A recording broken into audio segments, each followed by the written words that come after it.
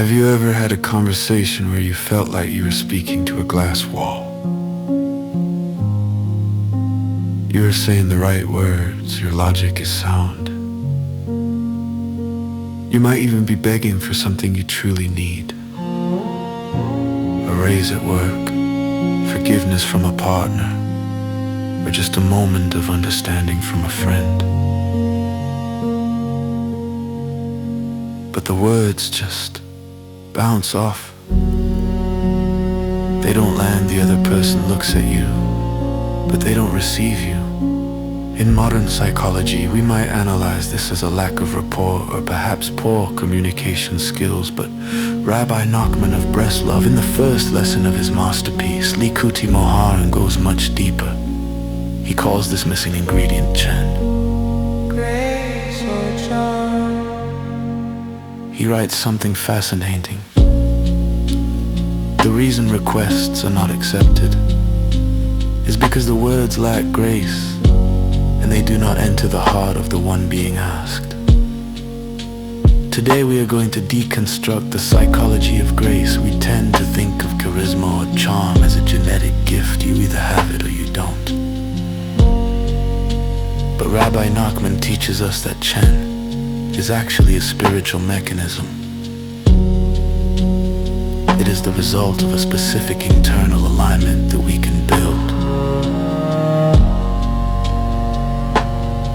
When we lack this grace, we feel small. We feel like the world is ignoring us. Rabbi Nachman explains that in this state our words have no home. He says it's as if there is no place in the listener's heart for the words to enter. Think about that. It's not that the listener is deaf. It's that you haven't created the space inside them to receive you. So how do we break through the glass wall? How do we turn our words from empty noise into a key that unlocks the other person's heart? The answer lies in two ancient Hebrew letters, the Nun and the Chet.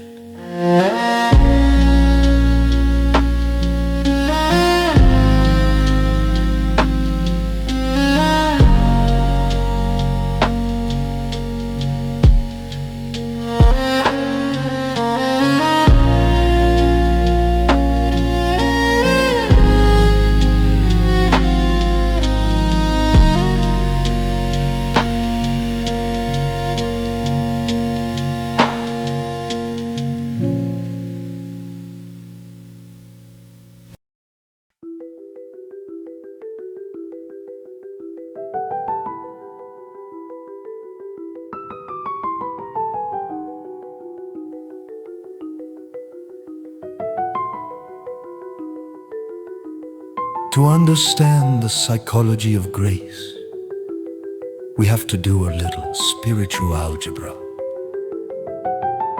Rabbi Nachman teaches that the word Chen is made of two Hebrew letters combined, Chet and Nun.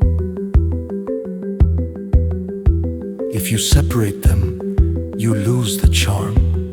If you combine them, you become magnetic. Let's look at the Nun first. In Kabbalah, the Nun represents Malchut, or the receiver, it represents speech. But on its own, the text says the Nun is poor and destitute. Psychologically, the Nun is our need to express ourselves, but without any inner light. It's that feeling of emptiness when you speak just to fill the silence. It's the imposter syndrome. When we are just a nun, we feel small. We are like the moon without the sun, dark and cold. Now, let's look at the Chet. The text explains that Chet represents Chokmah and Chayut. The Chet is the sun, it is the intellect, the vitality, the deep understanding of why things are the way they are. Here is the formula for charisma. When you bring the Chet, your inner wisdom, your life force, your deep why, you create Chen. Most of us walk around as a separated nun. We want things, we ask for things, but we are empty inside. We haven't done the inner work to connect to the wisdom of the situation. So when we speak, we project neediness, and neediness repels. But when you connect to the wisdom, when you pause and find the sick help, the intellect within the moment, you become like the sun illuminating the moon. Suddenly, your speech glows. That glow,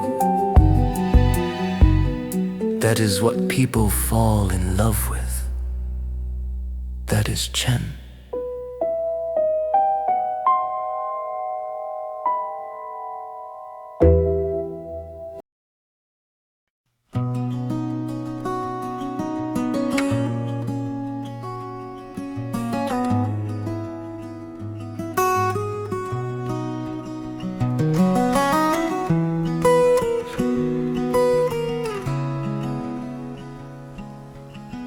So what happens when you achieve this union? When your external self is aligned with your internal wisdom? Rabbi Nachman uses a beautiful, almost surgical metaphor here. He says that this Chen creates a letter Tav. And what does the Tav do? It is an etching or an engraving. He writes, "Through grace a place is etched and engraved in the heart of the one being asked to receive the request." This is profound. Usually when we try to convince someone, we try to push information into their brain, we debate, we argue. But Rabbi Nachman says, don't push etch. When you speak with Chen, with that alignment of truth and humility, you are carving out a safe space inside the other person. You aren't forcing the door open. You are creating a vacuum that pulls them in. He quotes the verse, "The words of the wise are heard in gentleness." The Hebrew word for gentleness implies a resting place. When you possess this true spiritual charm, you become a resting place for the other person's anxiety. They accept what you say not because you defeated them in an argument, but because your words feel like home to them. You have etched a space for yourself in their reality. Think about the people in your life who have this. They don't have to shout. They don't have to demand respect. They simply are. They have connected their nun to their Chet. They have connected their speech to their soul. And because of that, we just want to say yes to them.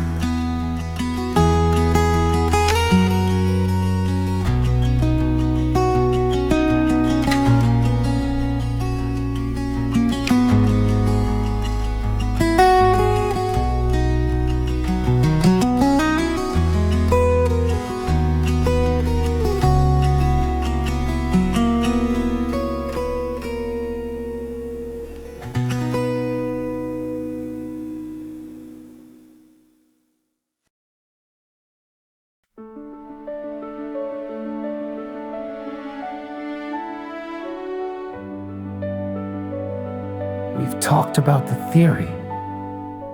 Now, how do we practice the psychology of Chen tomorrow morning?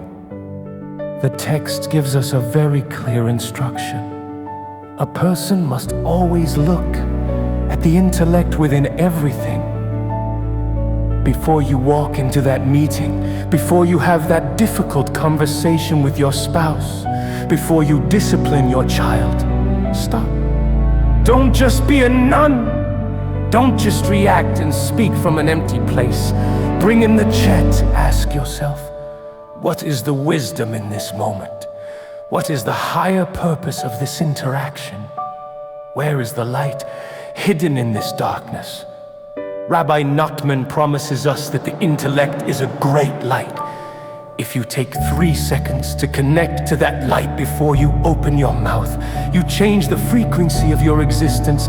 You stop being a victim of the situation and become the master of meaning.